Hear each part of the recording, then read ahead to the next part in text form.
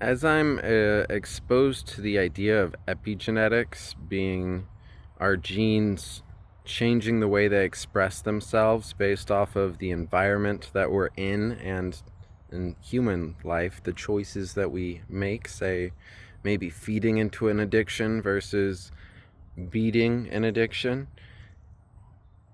And it's really got me thinking about how anyone who wants to be a future parent, I'm not saying you have to be perfect.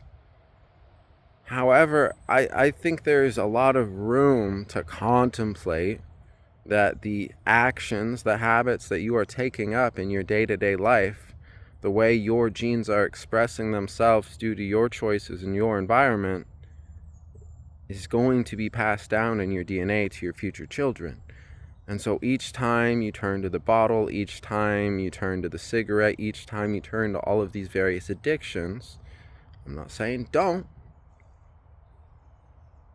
but let's be mindful that we are passing these down if we plan on having children. Not everybody watching this is going to want to have kids. Matter of fact, most of them who didn't want kids probably already scrolled away.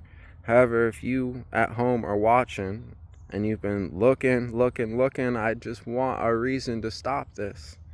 Start thinking about your future children and being grateful that you have children that were able to grow up with less of a struggle for these substances because you managed to kick the addiction before you had kids.